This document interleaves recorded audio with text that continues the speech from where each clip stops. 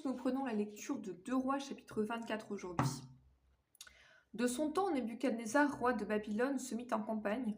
Joachim lui fut assujetti pendant 3 ans, mais il se révolta de nouveau contre lui. Alors l'Éternel envoya contre Joachim des troupes des Chaldéens, des troupes des Syriens, des troupes des Moabites et des troupes d'Ammonites. Il les envoya contre Juda pour le détruire, selon la parole que l'Éternel avait prononcée par ses serviteurs les prophètes. Cela arriva uniquement sur l'ordre de l'Éternel, qui voulait ôter Juda de devant sa face à cause de tous les péchés commis par Manassé et à cause du sang innocent qu'avait répandu Manassé et dont il avait rempli Jérusalem. Aussi, l'Éternel ne voulut pas pardonner.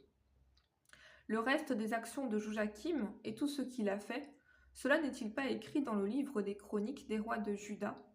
Joachim se coucha avec ses pères et Joachim, son fils, régna à sa place.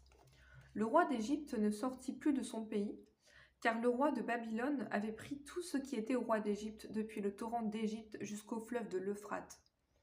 Joachim avait 18 ans lorsqu'il devint roi, et il régna 3 mois à Jérusalem. Sa mère s'appelait Nehushta, fille d'Elnathan de Jérusalem. Il fit ce qui est mal aux yeux de l'Éternel entièrement, comme avait fait son père. En ce temps-là, les serviteurs du roi de Babylone montèrent contre Jérusalem, et la ville fut assiégée. Nebuchadnezzar, roi de Babylone, arriva devant la ville pendant que ses serviteurs l'assiégeaient. Alors Joachim, roi de Juda, se rendit auprès du roi de Babylone avec sa mère, ses serviteurs, ses chefs et ses eunuques. Et le roi de Babylone le fit prisonnier. La 8e année de son règne, il tira de là tous les trésors de la maison de l'Éternel et les trésors de la maison du roi. Et il brisa tous les ustensiles d'or que Salomon, roi d'Israël, avait fait dans le temple de l'Éternel.